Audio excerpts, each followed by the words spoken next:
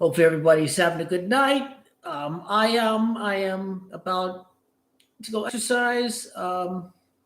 It was a bad day for Juventus. I was hoping for the win to be a point behind Roma in the top four. The defending was terrible. I thought three goals would be enough, which is very disappointing. Not much time to recover from Galatasaray. Needless to say, there's 11 matches left. We play Pisa next. And Roma, at the end of the day, they can drop points against Como and Inter. And Juventus don't have to play these teams anymore. So, yep, today was a disappointment. I think it's been a great week. I think as far as soccer picks goes, like Man City did win, Arsenal did win, Bayern Munich did win, Barcelona did win. It seems like the only the only misses really was on Friday, Aston Villa against Wolves. But basically, if Arsenal win against Brighton and Everton, they have won the league de facto. So Man City still have to play Chelsea, and they drop points against Chelsea. Arsenal don't have to play Chelsea anymore. Top half team in the table. Man City have to play Brighton. Arsenal drop points against Brighton. They don't have to play another game against Brighton. They are against Brentford. Excuse me, Brentford. Brentford is number 7 in the table, and Man City still have to play Brentford, and we know how very tough they are. They only beat Brentford by a goal. Arsenal don't have to play against Aston Villa anymore. Man City plays Aston Villa in the final match of the season.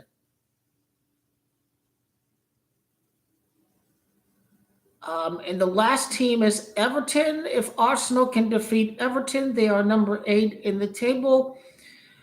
Man City have to play Everton, so by implied probability, the Opta computer is spot on. After Arsenal beat Brighton and Everton, they're pretty much an 80% probability of winning the Premier League. They finish against Burnley, relegation zone, West Ham, relegation zone, and they finish against Crystal Palace. They sold Benteke, they sold Eze, they sold Mark Guehi. Arsenal are winning the Premier League. When we factor in the probability of Manchester City and Arsenal, Man City have not beaten Arsenal in the league, I think, in the past 5 or so matches, because they haven't beaten Arsenal in Premier League play since April. And mind you, Rob Holding was the center back starting in the game because of injury to Saliba and or Gabriel. If I were to dig up the starting lineup of April of 2023.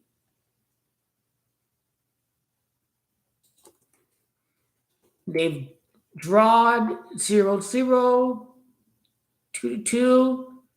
That that scripted first win in the Etihad in years. It is going to happen. I know somebody has asked me about putting a video for the Carabao Cup final, but I think it's appropriate to upload the video when we know how many wins Arsenal and Man City are at for the season, because that's another piece of the analysis that's going to be a part of that video. You have to factor in how many wins in all competitions for the season, how many goals allowed in all competitions for the season, how many goals scored in all competitions for the season. It's not just the record for both teams in the Carabao Cup final, but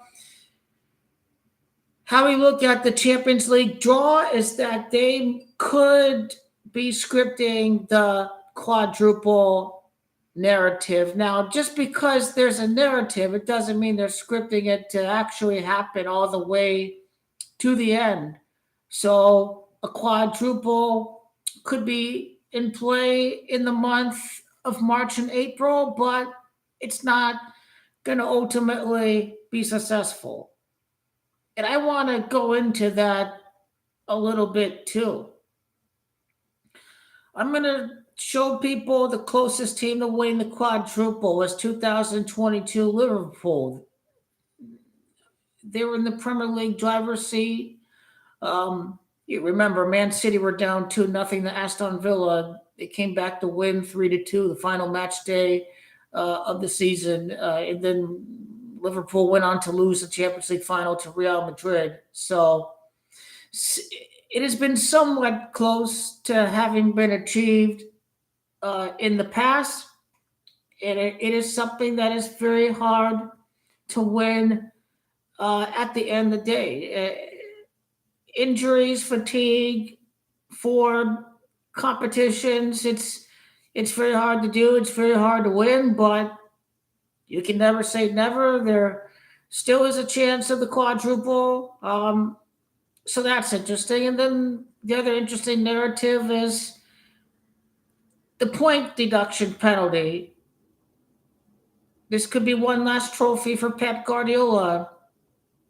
The EFL Cup is a competition that Erling Haaland has never won before as a player on Manchester City. So the narrative is strong on both sides, but ultimately, when looking at the EFL Cup, ultimately what makes sense is 33 is the number of the Masons and the Elites. We know Arsenal are the team of the Queen. They're at 33 points in the table. Before the pause in play for the 2022 World Cup. That was the same year that the Queen died. So looking at it, 33 is a very, very big number. And also England does have Camacho 33. That's a very, very big number. That's going to connect, I think, to the World Cup final. Argentina, England narrative for the World Cup final. I'm very excited for the World Cup. I'm going to get my time off for the knockout of the World Cup. We're going to have lots and lots of fun. The live streams, the potential Argentina-Portugal quarterfinal. That live video is going to hit 1,000 views. It could even eclipse all of my previous live Super Bowl stream videos. So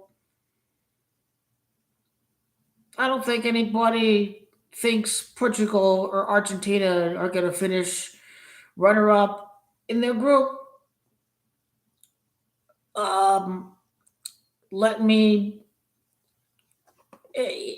So before I get into La Liga, Serie A, forget about it. The teams are a joke this season. There's no competition. It is what it is. There's no competition. They have Allegri dropping points against mid-table, bottom-table sides. It's like Inter are going to win the Milan Derby. I got the Derby della Madonnina video to do today. It was a bummer.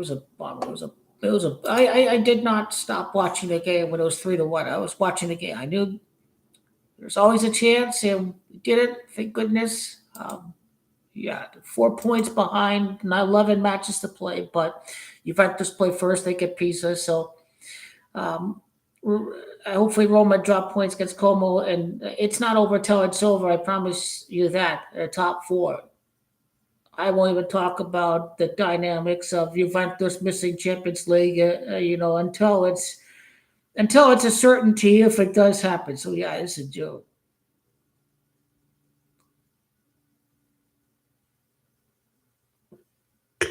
I don't have the uncommon opponents for Real Madrid and Barcelona, but let's put it this way. Barcelona are not a team that play for draws, and they're ahead in the table. And realistically, Barcelona, they take control of their destiny. And hypothetically speaking, you draw El Clasico. But Barcelona don't defend, do they? They go out and win games with style. So to expect Barcelona to play for a draw in El Clasico is, especially at home at the Camp Nou, is just not going to happen. But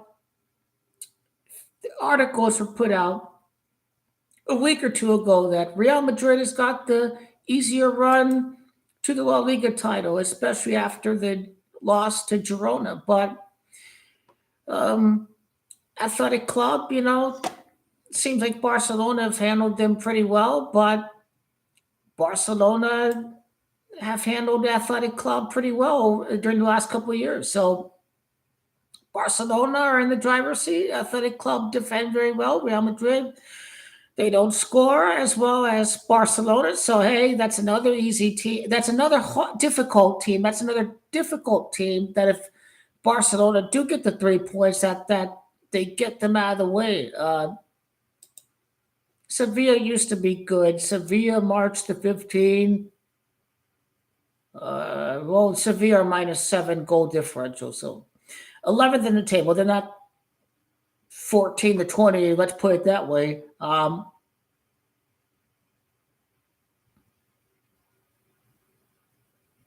don't know what determines tiebreaker. I think it's head to head in La Liga. Real Madrid have the head to head tiebreaker advantage. So this factors into Barcelona winning El Clasico.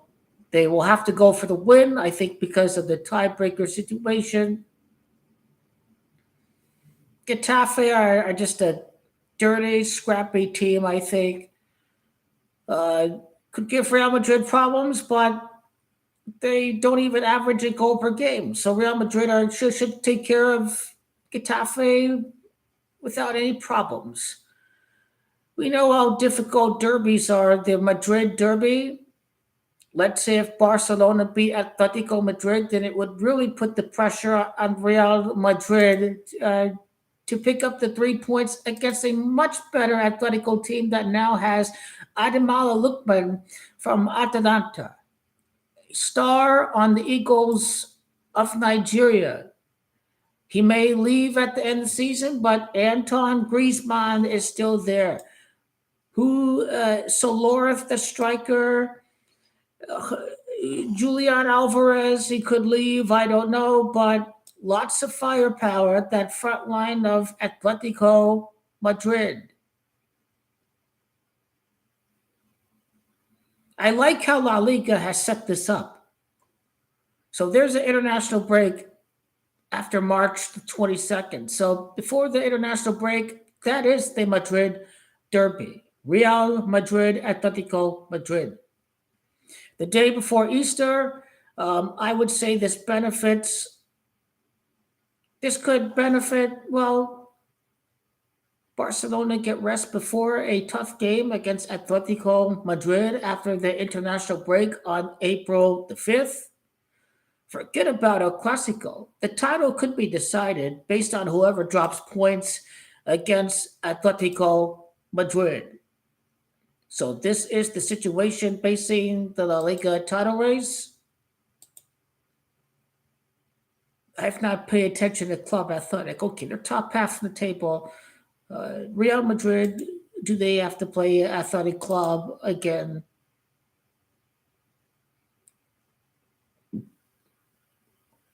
Sevilla and Athletic Club to end the season for Real Madrid. Real Betis, sixth to last match of the season. When does Barcelona play Real Betis? We all know how tough of a team Real Betis are. There are no easy games in La Liga. La Liga teams don't play in the low block. Even the worst La Liga team is not afraid to attack against the number one or number two team in the league. This is certainly not like Serie A or the Premier League. And granted, I don't watch a lot of La Liga, but I see the highlights. I see how the bottom teams still give it a go and attack. Barcelona play Betis on May 17th, so there's plenty of points up for grabs in La Liga. And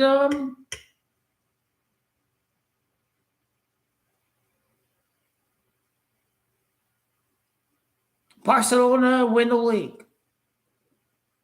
I think the media and the tabloid papers would love Real Madrid to lose the title, so they start hyping up who's going to be the next Real Madrid manager.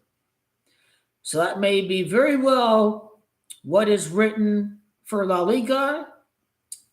Is the Camp Nou is reopened. It's not fully renovated, but the Camp Nou is reopened. Barcelona come back and win La Liga. Yamal dominates La Liga early on, just like Lionel Messi.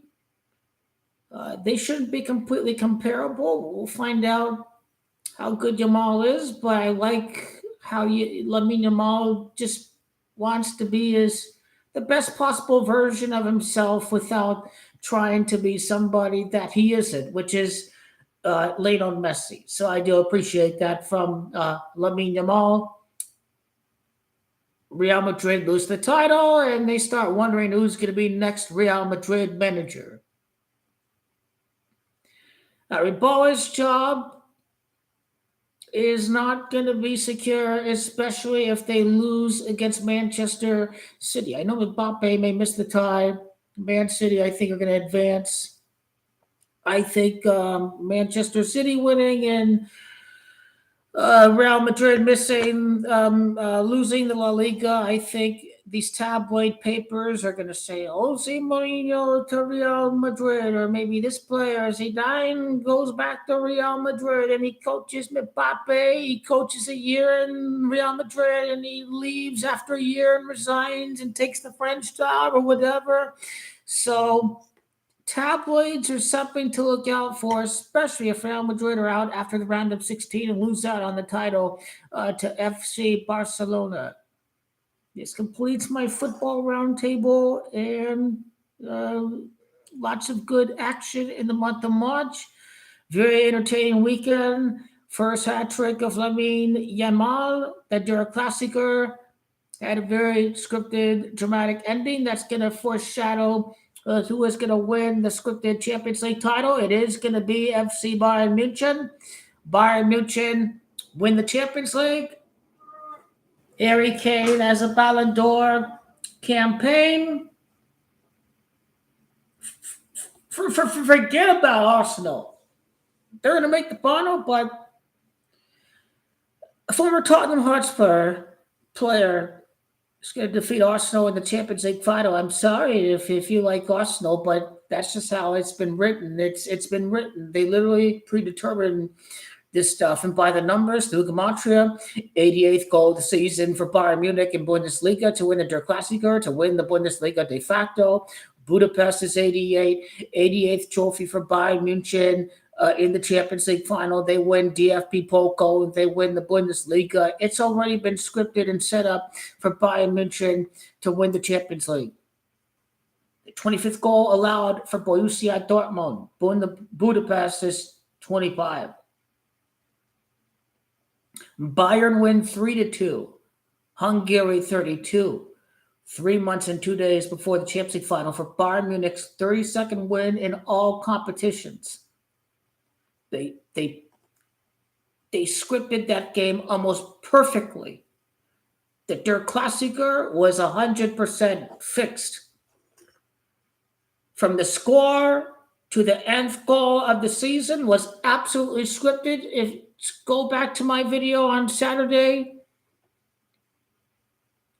Bayern Munich have won the Champions League and nobody is stopping them. Ever since the bracket format of the Champions League, the other side of the bracket has won the Champions League every single season. And it's going to be no different this year. Whoever emerges from the side of death on the Champions League bracket is going to win. One side of the bracket has teams that won the Champions League. The other side, newcomers, have hope and dreams of winning the Champions League. Arsenal will win the Champions League someday. I'm still of that belief. But I don't think they're going to make Arsene Wenger look this bad. They may have to win the Champions League after Arsene Wenger passes away. They cannot make Arsene. They cannot allow Mikel Arteta to eclipse the legacy of Arsene Wenger this soon. But maybe he does win Champions League sometime after Arsene Wenger passes. He was manager for 22 years. What is this, sixth or seventh year for Mikel Arteta? There'll be opportunities to win the Champions League. English language, champion 79. Who knows if 8 or 9 years from now Arsenal win the Champions League? Or Arsenal find the next great young prospect. The next generation of young prospects, 8 years from now. Which clubs hit the lottery and sign the right ones? So, but I don't think they're going to let Arsene Wenger. I don't think they're going to let Arteta eclipse Arsene Wenger's legacy this soon. So I think they will not win the Champions League, Arsenal, I think, during the lifetime of Arsene Wenger. That's just how I look at it. But I do have Arsenal in the final. So at the end of the day, Arsenal do have a chance, but scripted for Bayern Munich. The Super Cup is at Austria. Austria is 89. Bayern Munich go for their 89th trophy. I think the villains is Gamachi of 89. So, hey, they win the Premier League. They end the Premier League drought. Still think that Aston Villa is going to bottle the top four, it appears, if Chelsea defeat Aston Villa. This will mean Aston Villa have to win the Europa League. And the code does suggest that Aston Villa win their first trophy in 30 years. They are out of the FA Cup. The Queen's team wins the Premier League. In the current Prince William's Aston Villa, they bottle top four, but Emery gets the job done and wins the Europa League.